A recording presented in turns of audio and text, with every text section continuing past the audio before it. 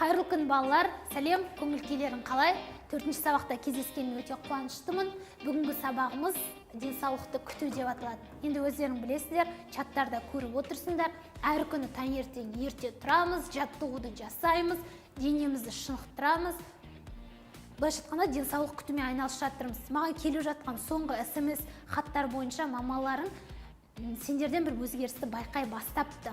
Айтады: "О, менде Әлімжан ерте тұра бастады, Диана бүгін ерте тұра бастады, таңертең ұйықта десем де ұйықтамайды." Дұрыс, супер. Таңертең ерте тұру керек. Себебі сағат 5-тен кейінгі ұйқы адамға ешқандай энергия бермейді. Біз ұйқыны не үшін ұйықтаймыз? Энергияны қалпына келтіру үшін, дұрыс па? Сондықтан таңертең 5-тен кейінгі ұйқы мүлде керек емес. Енді қатты шаршаған кездерде болады. Таңертең кейбір балалар ерте тұрмай жатқан балалар бар. Ой, демалыс қой, кішкене ұйықтайын да, сенбі, жексенбі 10-11-ге дейін ұйықтайды. Дұрыс емес. Ең алдымен ұйқыны дұрыстаймыз, таңертең ерте тұрамыз.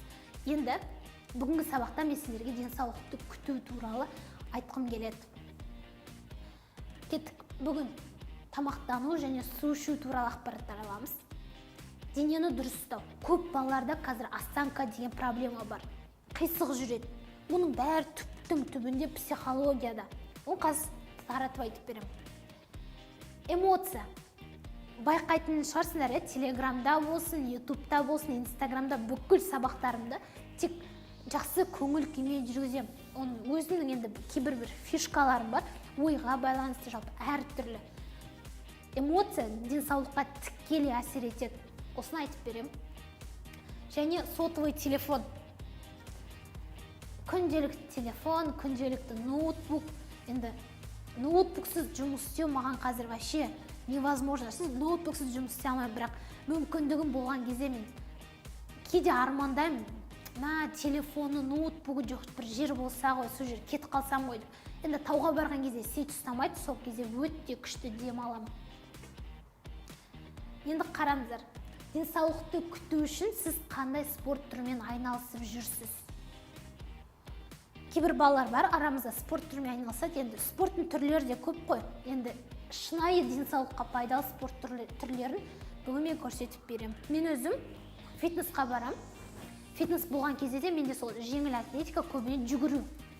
Марафон жүгіру, 10 километр, 21 километр қазір суреттерімді көресіңдер. Таңертең сендерге жіберіп жатқан видеоларымды да көретін жарсыңдар. Кейбір кездерде менің жаттығуым таңертең сағат 7-тен басталады. Эфир жасап жатам, сол жақтан прямой эфир қосып жатам, өздерің көріп жүрсіңдер. Инстаграмнан шығарып жатам. Айтпақшы, Инстаграмға менің каналыма тіркелмеген болсаңдар, жеке аккаунтыма тіркеліп алыңдар, жақсы ма? Себебі әр сабақ сайын жүрген жерім, қай жерге барып білім алып жатырмын, не курс өтіп жатырмын, сол бәрін мен Инстаграмға салып отырамын. Енді кейбір балалар бар, арамызда осылай жүреді. Осылай денесі майысып, әйтеуір білмеймін, бір настроениясы дұрыс емес, қисайып, ол дұрыс емес. Қалай жүруіміз керек? Түп түзу. Қашан біз түп түзу жүреміз? Өзімізге деген сенімділік болған кезде. Көбіне сол бүкірейіп жүретін адамдар өзіне сенімсіз адамдар. Адамның жүрісінен ақ оның қандай мінезді екен, оның қандай табиғаты қандай екен біреуге болады. Кейбірлер бар, түп түзу жүреді, денесі түп түзу, ол өзіне сенімді адамдар. Біз өзімізге деген сенімділікті қалыптастыру үшін ең алдымен жүруімізді дұрыстауымыз керек. Қисайып, маған болмайды, мынадан қорқамын, айтсам қате болып қалса қайтем, ол ойларын бәрін алып тастау керек. Біз өз елімізде жүрміз, бұл арқамызды кеңге салып тіп-тік жүруіміз керек. Бұл тіп-тік жүру өзіңе деген сенімділікті қалыптастырады. Есесінде сендерде мынандай ауру болмайды. Мынамен жүрген адамдар ертең ауру, тізесі ауырады, қолы ауырады, мына жері қақсайды, ана жері қақсайды. В общем, бітпейді проблемасы. Түптің түбінде ол сенімсіздіктен келеді. Дұрыс жүрмеу ол сенімсіздік. Тіп-тік жүру сенімділік. Сенімді болған адамдардан ерекше аура таралады. Ол аура адамдарға әсер етеді. Сосын мен сендерге айтамын, таңертең тұрғанда су ішіңдер. Неге? Себебі біз ұйықтаған кезде әртүрлі денемізде процестер болып жатады.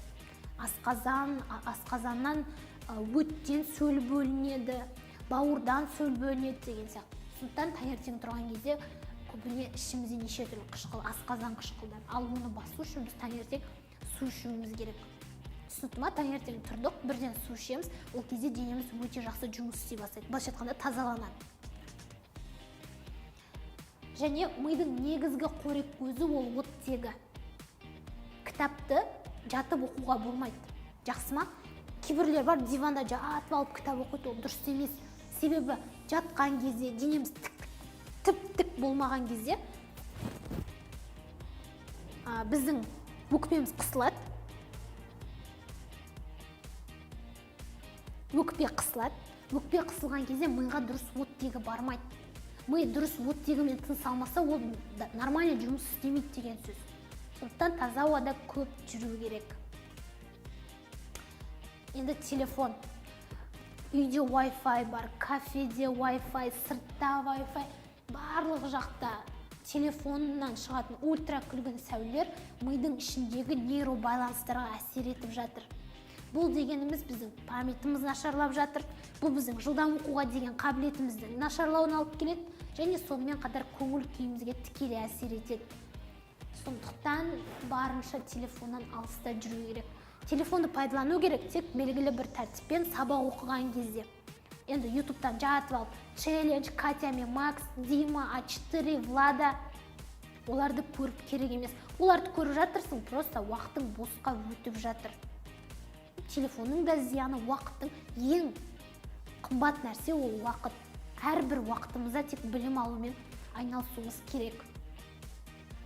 Мен өзі марафонға жүгірем. Марафонда 10 километрге жүгірдім. Биыл 21 километрге жүгірейін деп жатырмын. Бірінші рет жүгірген кезде елестете алмаймын. Бірінші рет жүгірген кезде мен датабой денсаулығымның нашар екенін білдім. Себебі финишқа жеткен кезде тілім салақтап, ертеңіне бір апта аяғымды қозғалта алмаймын, отыру қиын, кемпірлер сияқты болады, отырса тұра алмайтын, тұрса отыра алмайтын. Сондай сияқты болып қалдым. Сол кезде түсіндім, оказывается, менің денсаулығымда что-то не то. Сосын алып мен фитнесқа жазылып жүгіре бастадым. Енді алдыңғы жылдың көрсеткіші бойынша 10 километр жүгіріп шыққанда менде вообще ауырсыну болған жоқ. Енді биыл 21 километрге жүгірейін деп жатырмын. Сосын кейбір балалар бокс, күрес сияқты спорт түрімен айналысады да, ол дұрыс емес. Спортты не үшін айналысамыз? Ол денсаулығымызды жақсарту үшін. Енді бокс, күрес шын айтайын мүлде керек емес. Себебі бокс, күрес екеуі де төбелес болған кезде по-любому миында, адам миында агрессия болады. Ананы жықсам, мына жерінен ұрсам, ұрды, бауырын құртты, бір өз сияқты адамның миын шайқады. Ол кімге пайда? Мысалы қазір Геннадий Головкин дейміз, Қанат Ислам, енді боксқа шығады, ринг, соның бойын күтеміз, оған қанша ақшалар салынып жатыр. Былайша айтқанда вообще ешкімге келіп кетер пайда жоқ ол жерден. Просто агрессия. Спортпен, бокспен, күреспен айналысқан балалар көбіне эмоция, біреу қатты нервына тиіп тұрған кезде бір ұра салады. Ұрған кезде енді ана бір спортпен айналыспаған адам тиіп тұрса быт-шыт шығарады ғой. Сондықтан эмоцияға берілген кезде әсіресе көп минус болады екен. Статистика бойынша боксерлардың 20% түрмеге жабылады екен.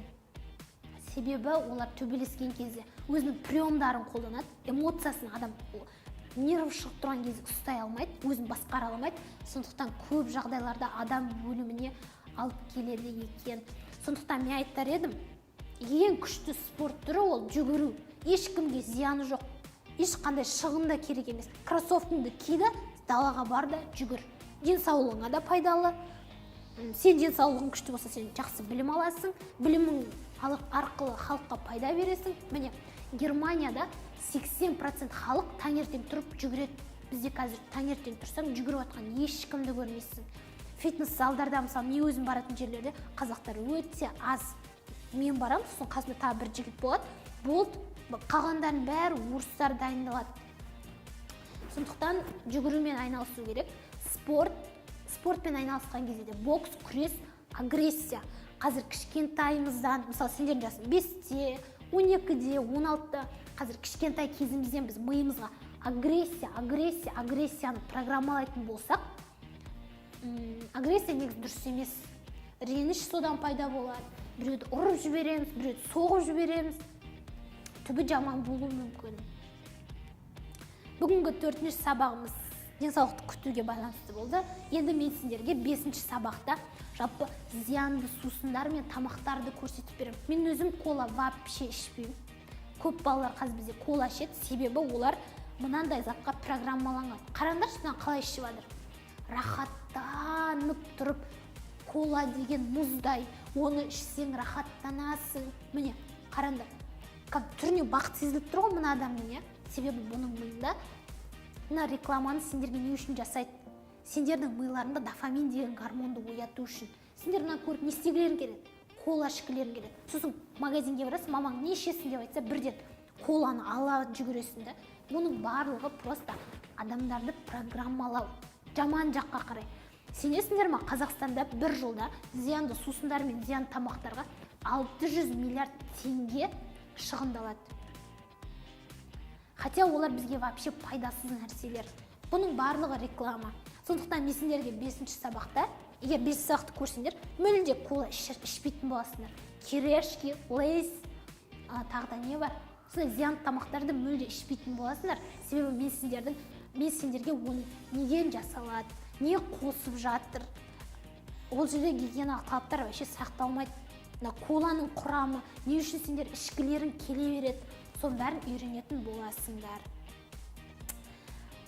Жақсы, сабағымыз осымен аяқталды. Лидер бала курсының 4-ші сабағының соңына жеттік. Енді сендер әр сабақтан соң инсайт видео жіберулерің керек қой. Мына сабақ өте қызық болды деген ойдамын. Денсаулықты күтуге байланысты практикамызды жасайық.